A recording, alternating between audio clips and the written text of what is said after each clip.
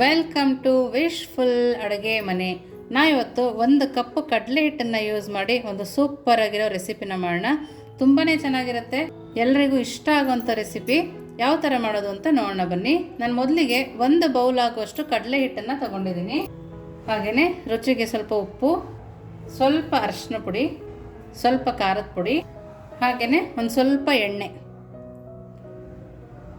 ನೋಡಿ ಇಷ್ಟನ್ನು ಸೇರಿಸ್ಕೋಬೇಕು. ನೋಡಿ ಇಷ್ಟನ್ನು ಸೇರಿಸಿ ನೀಟಾಗಿ ಕಲಿಸ್ಕೋಬೇಕು. ಎಣ್ಣೆ ಜೊತೆಗೆ ನಮ್ಮ ಕಡಲೆ ಹಿಟ್ಟು ಚೆನ್ನಾಗಿ ಬೆರಿಬೇಕು, ಆ ಥರ ಕಲಿಸ್ಕೊಬೇಕು. ಇದು ಮಾಡೋಕ್ಕೆ ಕೂಡ ತುಂಬ ಸುಲಭವಾಗಿರುತ್ತೆ, ತಿನ್ನೋಕ್ಕೆ ಕೂಡ ತುಂಬ ಟೇಸ್ಟಿ. ನೋಡಿ ಹೀಗಾದಮೇಲೆ ಸ್ವಲ್ಪನೇ ನೀರನ್ನು ಹಾಕ್ಕೊಂಡು ಕಲಿಸ್ಕೋಬೇಕು. ನಾವಿಲ್ಲಿ ಒಂದೇ ಸರಿ ಜಾಸ್ತಿ ಹಾಕ್ಕೊಂಡ್ರೆ ಕಡಲೆ ಹಿಟ್ಟು ನೀರನ್ನು ಜಾಸ್ತಿ ತಗೊಳ್ಳಲ್ಲ. ನೋಡಿ ಈ ಥರ ನಿಧಾನಕ್ಕೆ ಕಲಿಸ್ತಾ ಬರಬೇಕು. ನಮಗೆ ಈ ಹದ ಗಟ್ಟಿಗೆ ಇರಬೇಕು, ತೆಳು ಆಗಬಾರ್ದು. ನಾವು ಇದನ್ನು ಗಟ್ಟಿಗೆ ಕಲಿಸ್ಕೊಳ್ಳೋದ್ರಿಂದನೇ ತುಂಬ ಚೆನ್ನಾಗಿರುತ್ತೆ. ಸ್ವಲ್ಪ ನೀರು ಜಾಸ್ತಿ ಆದರೆ ಇನ್ನು ಸ್ವಲ್ಪ ಕಡಲೆ ಹಿಟ್ಟನ್ನು ಹಾಕ್ಕೋಬೋದು.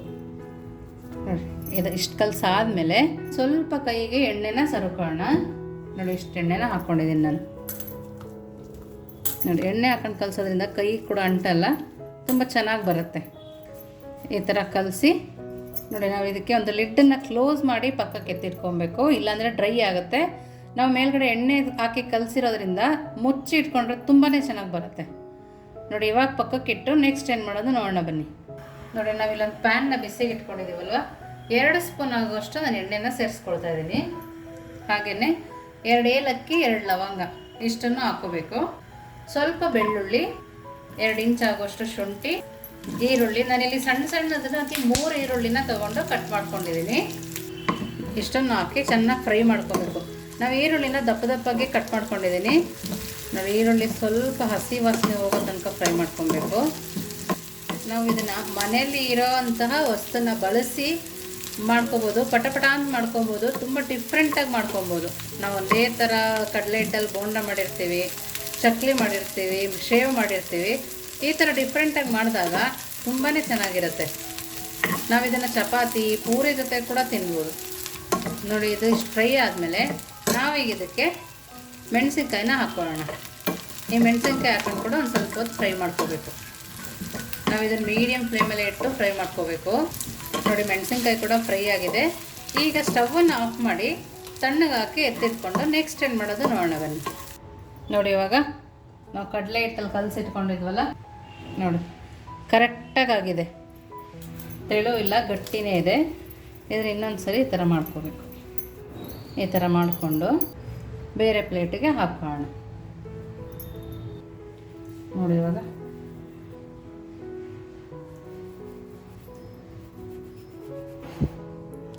ಈ ಶೇಪಲ್ಲಿ ಮಾಡ್ಕೊಳ್ತಾ ಇದ್ದೀನಿ. ಕೈಯಲ್ಲಿ ಮಾಡೋಕ್ಕಾಗಿಲ್ಲ ಅಂದರೆ ಪ್ಲೇಟಲ್ಲಿ ಕೂಡ ಮಾಡ್ಕೋಬೋದು. ನೋಡಿ ಇಷ್ಟೇ ಕಟ್ ಮಾಡಿಟ್ಕೊಳ್ಳೋಣ.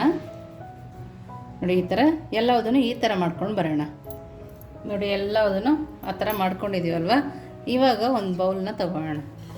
ಈ ಬೌಲ್ನ ತೊಗೊಂಡು ನಾವು ಈ ಥರ ಮಾಡಿದ್ದೀವಲ್ಲ, ಇದನ್ನು ಸಣ್ಣದಾಗಿ ಗೋಲಿ ಆಕಾರದಲ್ಲಿ ಮಾಡ್ಕೊಳ್ಳೋಣ. ನೋಡಿ ಈ ಥರ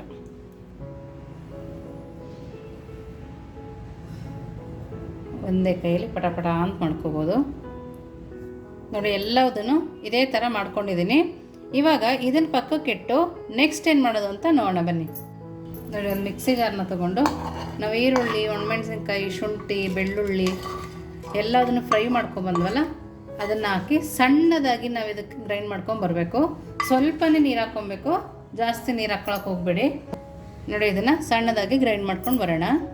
ನೋಡಿ ನಮಗೆ ಈ ಥರ ಗ್ರೈಂಡ್ ಆದಮೇಲೆ ನಾನಿಲ್ಲಿ ಹುರಿದಿರೋ ಅಂಥ ಗಸಗಸೆನ ಹಾಕ್ಕೊಳ್ತಾ ಇದ್ದೀನಿ.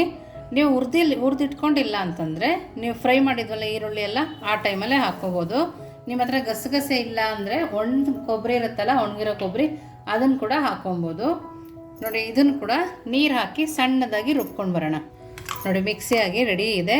ನೋಡಿ ಇಷ್ಟು ಸಣ್ಣಗೆ ರುಬ್ಕೊಂಬಂದಿದ್ದೀನಲ್ಲ, ಈ ಥರ ಸಣ್ಣಗೆ ರುಬ್ಕೊಂಬಂದು ಇದನ್ನು ಪಕ್ಕಕ್ಕಿಟ್ಟು ನೆಕ್ಸ್ಟ್ ಏನು ಮಾಡೋದು ಅಂತ ನೋಡೋಣ ಬನ್ನಿ. ನೋಡಿ ಮೊದಲು ಈರುಳ್ಳಿ ಫ್ರೈ ಮಾಡ್ಕೊಂಡ ಅದೇ ಪ್ಯಾನ್ ತೊಗೊಂಡಿದ್ದೀನಿ. ಅದಕ್ಕೆ ಒಂದು 2 ಸ್ಪೂನ್ ಆಗುವಷ್ಟು ಎಣ್ಣೆನ ಸೇರಿಸ್ಕೊಳ್ತಾ ಇದ್ದೀನಿ.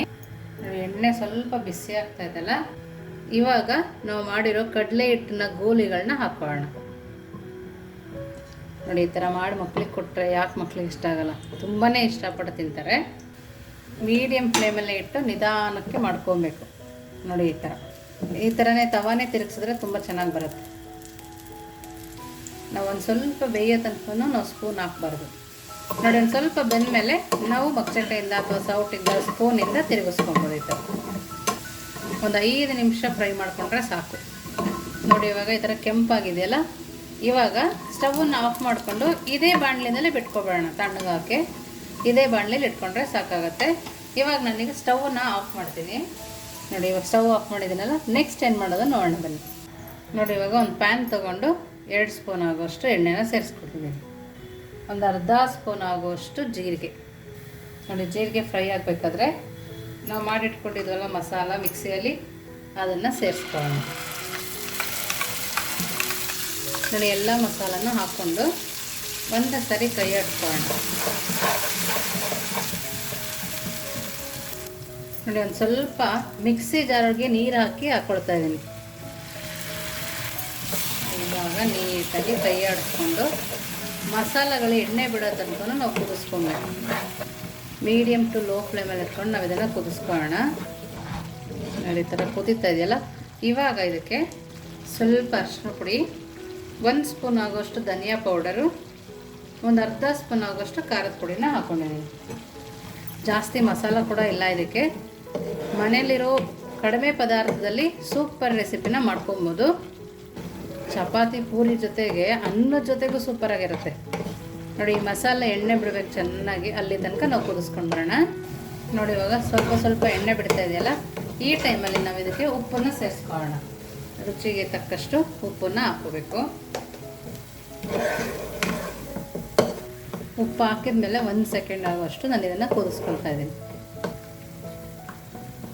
ನೋಡಿ 1 ಸೆಕೆಂಡ್ ಆಗಿದೆ ಅಲ್ಲ, ನಾವು ಮಾಡ್ಕೊಂಡಿರೋ ಕಡಲೆ ಹಿಟ್ಟಿನ ಗೋಲಿಗಳನ್ನ ಇದರೊಳಗಡೆ ಹಾಕೋಣ. ನೋಡಿ ಈ ಟೈಮಲ್ಲಿ ಹಾಕ್ಕೊಂಡು ಮೀಡಿಯಮ್ ಫ್ಲೇಮಲ್ಲಿ ಇಟ್ಕೊಂಡು ಕೈ ಆಡಿಸ್ಕೊಬೇಕು. ಚೆನ್ನ ಮಸಾಲ ಥರ ಕಾಣಿಸ್ತಿದೆ ಅಲ್ಲ, ನಾವು ಮನೇಲಿ ಚೆನ್ನ ಇಲ್ಲ ಅಂದರೂ ಈ ಥರ ಮಾಡಿಕೊಟ್ರೆ ಎಷ್ಟು ಚೆನ್ನಾಗಿರುತ್ತೆ. ನೋಡಿ ಮಸಾಲ ಎಲ್ಲ ನಮ್ಮ ಗೋಲಿಗಳಿಗೆ ಹಿಡಿಬೇಕು, ಅಲ್ಲಿ ತನಕ ನಾವು ಇದನ್ನು ಕೈ ಆಡಿಸ್ತಾ ಇರಬೇಕು. ನಾವು ಇದನ್ನು 2 ನಿಮಿಷ ಇದೇ ಥರ ಬೇಯಿಸ್ಕೊಂಡು ಬರೋಣ. ನೋಡಿ ಎಲ್ಲ ಮಸಾಲನೂ ನೀಟಾಗಿ ಇಟ್ಕೊಂಡಿದೆ ಅಲ್ಲ, ಈ ಟೈಮಲ್ಲಿ ನಾವು 2 ಗ್ಲಾಸ್ ಆಗುವಷ್ಟು ಬಿಸಿ ನೀರನ್ನು ಹಾಕ್ಕೊಳ್ತಾ ಇದ್ದೀನಿ. ಸಣ್ಣ ಗ್ಲಾಸ್ ಇರುತ್ತಲ್ಲ, ಅದರಲ್ಲಿ 2 ಗ್ಲಾಸ್ ಆಗುವಷ್ಟು ಬಿಸಿ ನೀರನ್ನೇ ಹಾಕ್ಕೊಳ್ತಾ ಇದ್ದೀನಿ.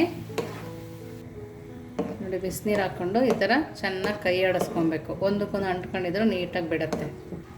ನೀವು ಈ ಟೈಮಲ್ಲಿ ಟೇಸ್ಟ್ ನೋಡಿ ಕೂಡ ಉಪ್ಪನ್ನು ಸೇರಿಸ್ಕೋಬೋದು. ನೋಡಿ ಉಪ್ಪು ಕರೆಕ್ಟಾಗಿದೆ. ಒಂದು 5 ನಿಮಿಷ ಇದನ್ನು ಕುದಿಸ್ಕೊಂಡು ಬರೋಣ. ನೋಡಿ ಇವಾಗ ಚೆನ್ನಾಗಿ ಕುದ್ದಿದೆ, ಕಲರ್ ಕೂಡ ನೋಡಿ ಎಷ್ಟು ಚೆನ್ನಾಗಿ ಕಾಣಿಸ್ತಿದೆ ಅಂತೇಳಿ. ಈ ಟೈಮಲ್ಲಿ ಸ್ವಲ್ಪ ಕೊತ್ತಂಬರಿನ ಹಾಕೋಣ. ನೋಡಿ ಎಷ್ಟು ಅದ್ಭುತವಾಗಿದೆ, ನೋಡ್ತಾ ಇದ್ದೀರಲ್ಲ. ನೋಡಿ ರೆಡಿ ಇದೆ. ಇವಾಗ ಸ್ಟವನ್ನು ಆಫ್ ಮಾಡಿ ಇದನ್ನು ಯಾವುದ್ರ ಜೊತೆ ಸರ್ವ್ ಮಾಡ್ಬೋದು ಅಂತ ತೋರಿಸ್ತೀನಿ, ನೋಡೋಣ ಬನ್ನಿ. ನೋಡಿ ನಮ್ಮ ಪ್ಲೇಟ್ ಕೂಡ ರೆಡಿ ಇದೆ.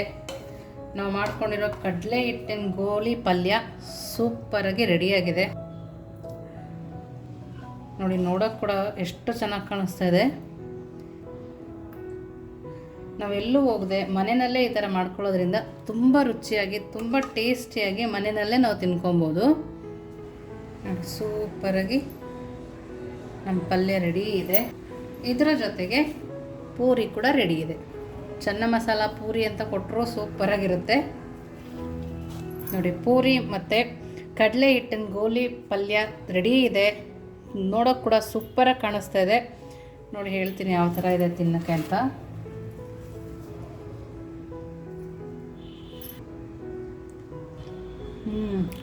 ಸೂಪರ್ ಅಂದರೆ ಸೂಪರಾಗಿದೆ. ನೀವು ಆರಾಮಾಗಿ ಮನೇಲಿ ಮಾಡ್ಕೊಬೋದು. ಯಾರು ರಿಲೇಟಿವ್ಸ್ ಬಂದರೂ ಕೂಡ ಮಾಡ್ಬೋದು. ತುಂಬ ಡಿಫ್ರೆಂಟಾಗಿರುತ್ತೆ. ನೀವು ಒಂದ್ಸರಿ ಮನೇಲಿ ಮಾಡಿ ಹೇಗಿತ್ತು ಅಂತ ವಿಶ್ಫುಲ್ ಅಡುಗೆ ಮನೆಗೆ ಕಮೆಂಟ್ ಮೂಲಕ ತಿಳಿಸೋದನ್ನು ಮರಿಬೇಡಿ. ನೀವು ಇನ್ನೂ ನಮ್ಮ ಚಾನಲ್ ಲೈಕ್ ಮಾಡಿಲ್ಲ ಅಂದರೆ ಲೈಕ್ ಮಾಡಿ, ಸಬ್ಸ್ಕ್ರೈಬ್ ಮಾಡಿ, ಶೇರ್ ಮಾಡಿ. ವಿಶ್ಫುಲ್ ಅಡುಗೆ ಮನೆಗೆ ಥ್ಯಾಂಕ್ ಯು.